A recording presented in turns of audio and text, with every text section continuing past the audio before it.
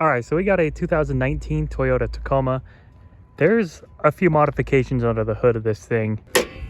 These modifications caused the driver's side valve cover to break. We have a gigantic battery right here to power all the extra accessories that we have going on. And then there's more components over here, but there's zip ties holding it together.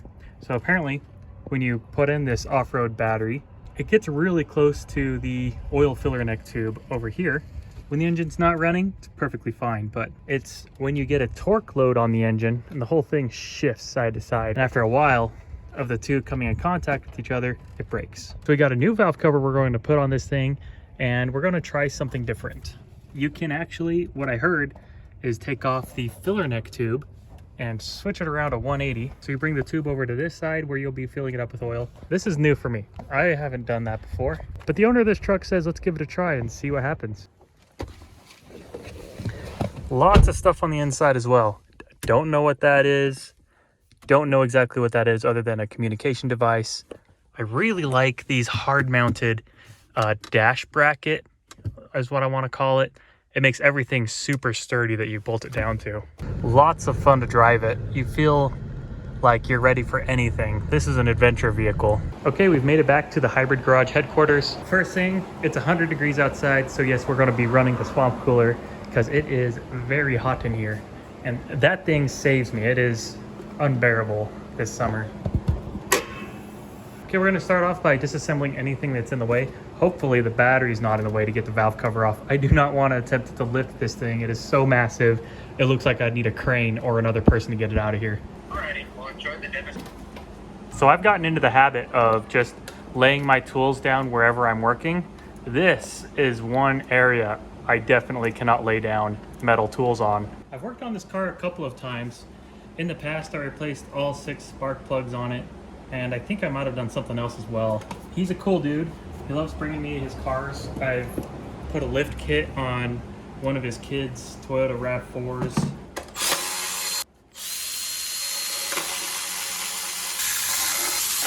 These are really easy trucks to work on.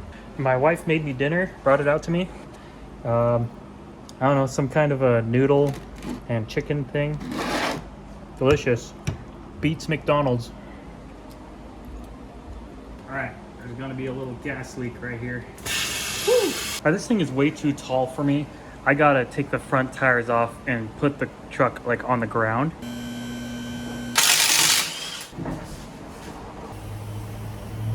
That's way better. Now I can actually reach into this thing and get to all the bolts in the back. This is why you always carry zip ties with you. His little zip tie fix definitely helped keep a lot of the oil back inside of the engine that would have otherwise come out of this thing through here. I have never seen one of these break. That's crazy. Oh, that hurts. Ow, ow, ow, ow, ow.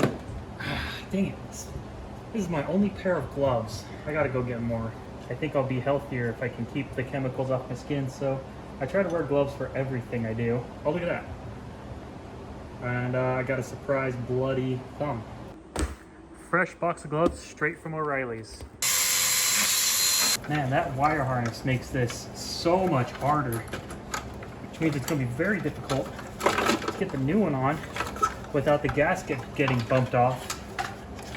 Finally. So this is what it looks like when the cover is off. Just got a couple of camshafts, a couple timing chains, valves, springs. These engines are getting more complicated as time goes on. And we got the new valve cover right from Toyota. I just noticed something. The valve cover already comes with the gasket pre-installed. I've never seen that before. So this thing is supposed to be mounted in this direction, but we're gonna try something. We're going to unbolt this and then we're gonna mount it facing this way. So hopefully it'll avoid the battery. So that's the factory mounting position. We're going to try this direction. All right, here we go. Got our backwards mounted oil filler neck. The name of this game is slow and steady movements.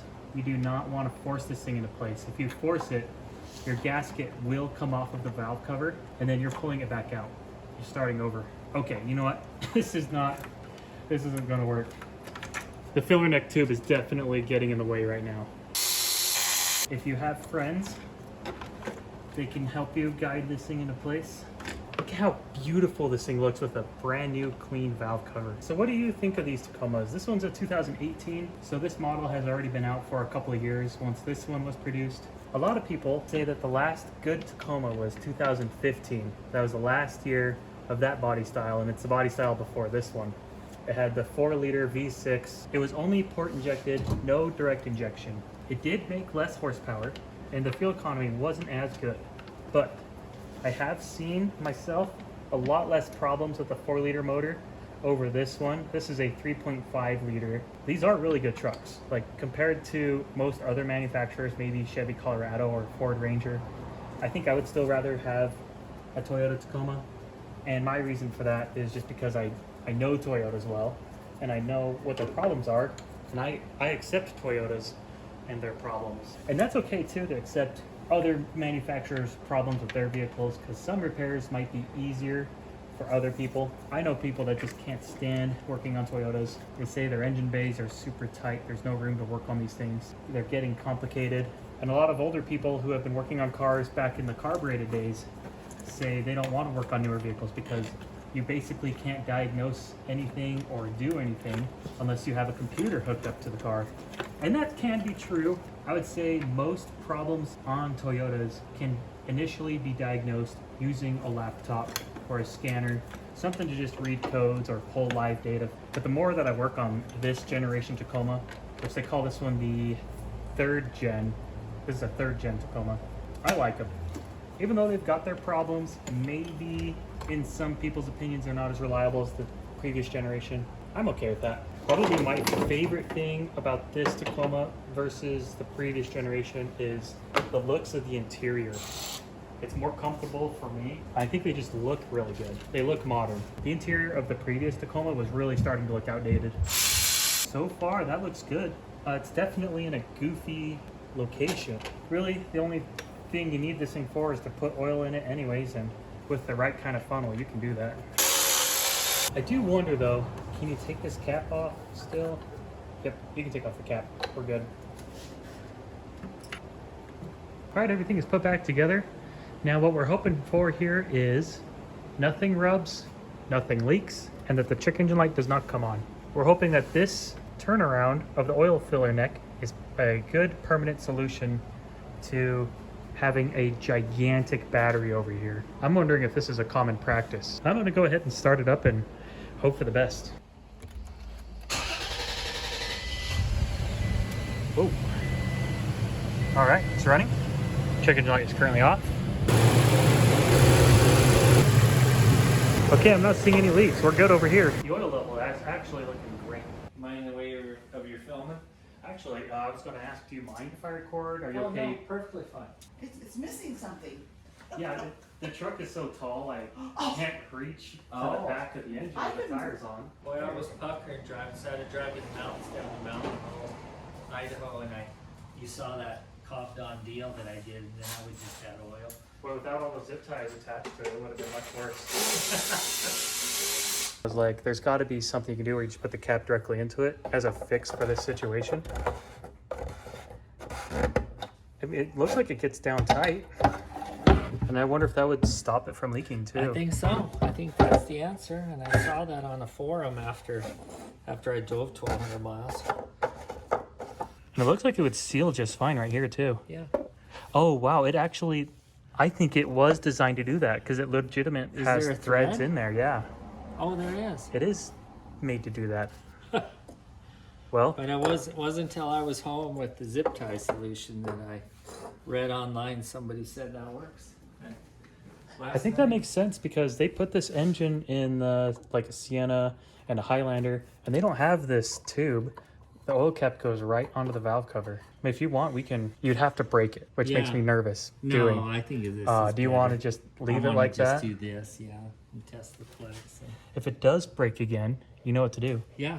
As long as you don't lose this thing if it snaps while you're driving and then It- gets stuck down It was somewhere. inside the skid plate. So I was, I stopped because the engine oil light came on, and I look and I can see Oh. right in there. So it must have gone really low on oil Yeah. then. The Yeah. light was on. Yeah, light was on.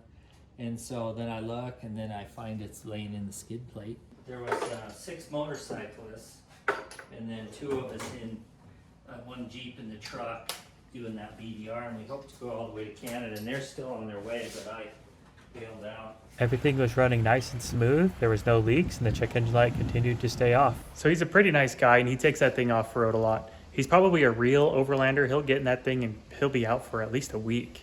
It's fully loaded, place to sleep. He can cook his own food, has water on the side of it. But to me, it looks like it worked out good. The filler neck direction that we had it turned that way wasn't rubbing on anything anymore. And when the engine would flex, it didn't touch anything. So his truck is all fixed up, modified, and he's back on the road.